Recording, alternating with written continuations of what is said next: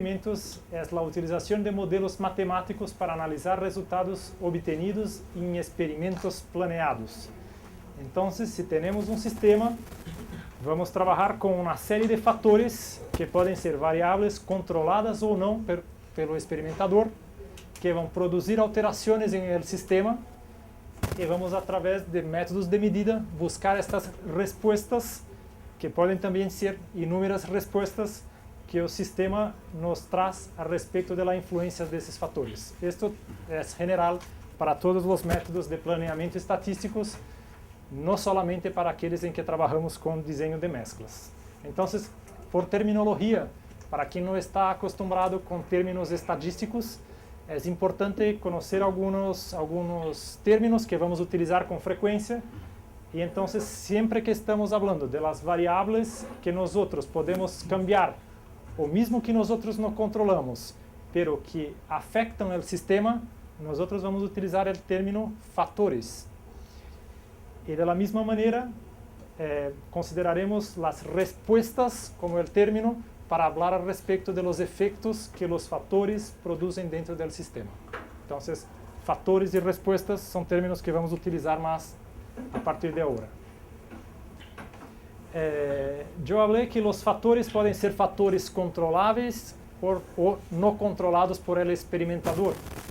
E acá, então, cabe uma distinção importante, que há fatores que são variáveis de processo que podem ser manipuladas. Então, nós que estamos planeando uma mescla ou mesmo fazer um experimento em uma planta, podemos controlar a pressão de prensado, por exemplo, em uma planta, ou a temperatura de cocção, ou a quantidade de arcilla A que ponemos em la formulação. Para estes fatores, chamamos de fatores controláveis, que estão sob nosso controle. Pero devemos ter em conta que, además de los fatores controláveis, há outros fatores que interferem no sistema, que não estão controlados e que nós não teremos condições de manipular. Um exemplo típico, por exemplo, temperatura ambiente, umidade relativa do aire, algumas propriedades que estamos interessados podem ser afetadas por essas características, pero não temos condições sempre de controlá-las. E então é importante que consideremos que as respostas do sistema dependem de los dois fatores, e estatisticamente isso será importante para evaluar os resultados. Alguns termos que será importante definir agora. Não gosto muito de falar em apresentações de definições, muitas definições, mas algumas são necessárias para que nós possamos falar uma linguagem comum. Experimento é um conjunto de alterações planeadas em los fatores controláveis com o objetivo de se evaluar as mudanças produzidas, os cambios produzidos em las respostas do sistema. Então, por experimento, estamos falando do conjunto de alterações. Então, quando eu enviei a vocês por correio uma série de provas a ser realizada em um determinado desenho, que vamos falar daqui a pouco, estamos falando de um experimento. E dentro do experimento, teremos uma série de provas ou testes a serem realizados. Mas o experimento é o conjunto de testes que será realizado em que estaremos planeando alterações em los fatores controláveis para verificar sua influência sobre a resposta do sistema, ou as respostas, em plural. Níveis de los fatores são os valores que são atribuídos a los fatores estudiados. Então, em el caso da pressão de prensado que estava falando, podemos trabalhar com dois níveis, por exemplo, uma pressão de 200 kg por centímetro quadrado e uma outra de 300 kg por centímetro quadrado. E vamos evaluar seus efeitos. Quando eu estou falando de mesclas, eu posso trabalhar com distintos níveis em los contenidos de determinadas matérias-primas. Por exemplo, vou provar a matéria-prima A em uma participação de 30%, 50% e 60% em la mezcla. Então, a isto chamamos níveis de los fatores. Errores aleatórios. É a variabilidade observada em las respostas que não são causadas pelos fatores estudiados. Então, estamos estudando a pressão de prensado, pero a temperatura ambiente tem influência no resultado, e isto irá me produzir errores aleatórios em los resultados. são causados pelos fatores não controláveis, como este que eu citei, e também pelos errores experimentais. Um caso típico, por exemplo, eu necessito determinar a contração de cocção. E para isso utilizarei um pie de ré. E o pie de ré, nós sabemos que tem errores de medição, assim como uma balança que posso utilizar. Estes estariam em los errores experimentais associados a cada teste. Então, para determinadas pruebas, temos errores aleatórios, basicamente por fatores que não controlamos, externos, como temperatura, umidade do ar e outros, e intrínsecos às medições em que estamos fazendo. Todos estes produzirão errores aleatórios em los resultados. Más duas definições. Aleatorização. Isto é algo que também para os estatísticos é muito importante, que seria a realização de los testes experimentais em ordem aleatória. Aleatória, ok. Reduz a influência de los fatores não controláveis e torna os errores independentes. Por exemplo, qual é o problema de não trabalhar com a aleatorização? E os estatísticos são muito cuidadosos com esses temas. Por exemplo, se eu vou provar provas em que eu tenho uma pasta com 5% de uma arcilha, 10% e 15%. Quando estou preparando a primeira, a temperatura ambiente está a los 20 grados. Quando eu vou à segunda, o dia está passando e a temperatura está subindo. A segunda prova será realizada a los 22. E depois a terceira prova, quando eu estou fazendo, está a los 25 grados. Então, además do efeito do contenido da arcilha A, em los resultados eu terei também o efeito do incremento da temperatura ambiente que eu não estou controlando.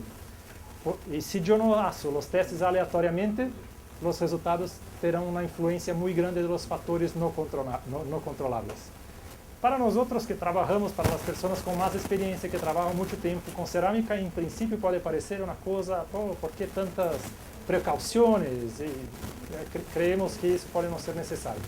Mas quando se considera os aspectos teóricos que estão por trás, há razões para se fazer isto. E vamos mirar com o software, se pode fazer com muita facilidade isto, que se simplesmente, como digo, embaralha as formulações. Embaraja as formulações para que não tenha uma ordem definida e com isso vamos aleatorizar os experimentos de maneira a evitar que os errores sejam muito grandes causados por fatores que não estamos controlando. E o outro ponto importante também, que é a repetição, que consiste em la execução de um mesmo teste repetidas vezes para se identificar os errores aleatórios. Agora, isto é importante, o teste deve ser repetido em meio à aleatorização das provas. O que estamos tentando dizer acá? Não devemos ter, por exemplo, o que os estatísticos recomendam é que uma mesma prova, ou seja, no caso da formulação, seja realizada distintas vezes como se foram provas distintas. Então, se eu tenho a prova 1, 2, 3, 4, a prova que vou chamar de 5 será exatamente igual à prova 2, por exemplo. Pero quem está fazendo, em teoria, não deveria saber que está fazendo a mesma prova. Deveria ser uma repetição de uma outra formulação. Qual é a ideia? Muito lógica. Que nós possamos ter uma ideia, quantificar o grado de errores que nós temos causados por os errores aleatórios. E isto é distinto, por exemplo, falando de formulação de pasta, que é um caso muito conhecido para nós outros. Mira, eu vou tomar 3 corpos de prova, 3 provetas de uma mesma muestra, e vou caracterizá-los e vou considerar que estou repetindo. Não é o que os estatísticos gostam.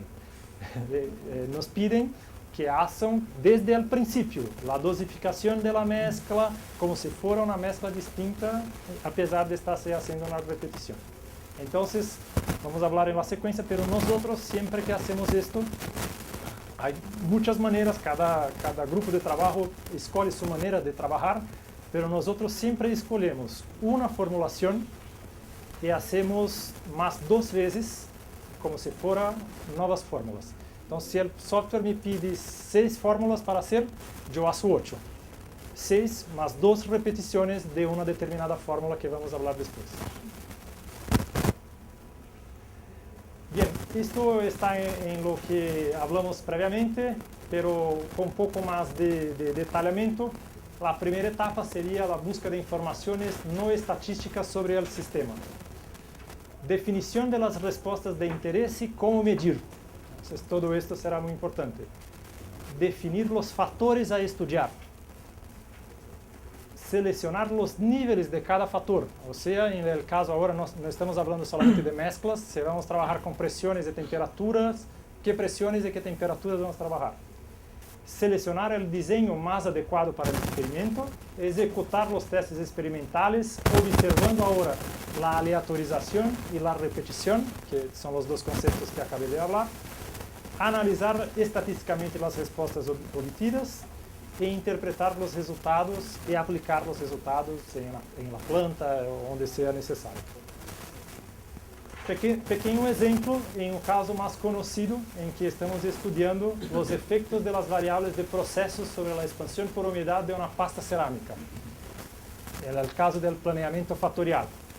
Voy a elegir como factores el residuo de molienda, la presión de prensado y la temperatura de cocción. Esto me producirá alteraciones en el sistema, que sería el comportamiento de la pasta, que yo estoy interesado en la expansión por humedad de la pasta, pero estoy preocupado que como voy a cambiar variables importantes del proceso, pueden ser producidas alteraciones también en la absorción de agua y en el módulo de rotura, en la resistencia mecánica de la pieza. Entonces, voy a elegir estas respuestas como respuestas de interés para evaluarlas también, a partir de alteraciones controladas en estos factores. Y voy enseguida a definirles entonces en qué niveles voy a trabajar. En primer caso, en residuo de molienda voy a trabajar con un nivel de 2% de residuo en una peneira Maggia 230, que sería 63 microns, y 5%. La presión de prensaje en 230 y 280 bar. Temperatura de cocción 1150 y 1160 grados. Este sería un caso típico de planeamiento factorial en que vamos a evaluar la mejor combinación de variables de procesos para producir las respuestas que estoy interesado, en el caso EPU, absorción de agua, y módulo de rotura-flexión. Y el caso específico de los experimentos que envolven mezclas sería el caso en que las respuestas dependen de la proporción relativa de los componentes de la mezcla. O sea, los factores que estamos controlando ahora son la proporción relativa de los componentes de la mezcla.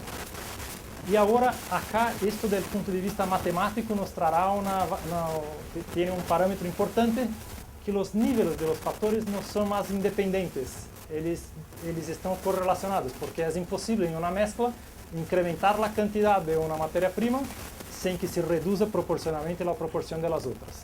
Y desde el punto de vista matemático, eso nos obligará a hacer algunas consideraciones que cambiará la naturaleza del experimento. Esto es lo que caracteriza los experimentos a partir del diseño de mezclas. Y haremos esses testes con los siguientes objetivos. En primer lugar, identificar cuál es la mejor combinación de ingredientes o de componentes, o sea, buscar la formulación que estamos procurando. Y en segundo lugar, identificar el papel desempeñado por cada uno de los ingredientes. ¿Papel está bien para ustedes? ¿Comprenden? Que como yo hablé, además de tener una buena formulación, mi objetivo es comprender qué está haciendo la arcilla A en la formulación, cómo cambian las propiedades en la medida en que yo cambio la proporción de arcilla A, y así por adelante con los demás componentes de la fórmula. Algunas consideraciones matemáticas. Yo creo que esto es bastante sencillo para la mayor parte de las personas que están acá, pero es importante porque si para alguien no conoce, puede tener problemas después para interpretar los resultados. Bien, las proporciones entre los ¿qué componentes? Vamos, Q componentes del sistema. Entonces vamos a llamar de X1, X2, X3 hasta XQ. Fundamental, esta es la restricción principal del sistema de mezclas, es que la proporción de todos los elementos que hacen parte del sistema esté entre 0 y 1 o entre 0 y 100%. Y que la sumatoria de las proporciones individuales de cada componente sea igual a 1. En algunos casos, nosotros podremos cambiar esto teniendo, bien, siempre será igual a 1, pero en algunos casos los factores que estaremos cambiando no será igual, la suma de ellos será inferior a 1, pero nosotros tenemos otros factores que hacen parte de la mezcla constantes, de manera que en total siempre tenemos el total de la composición igual a 1.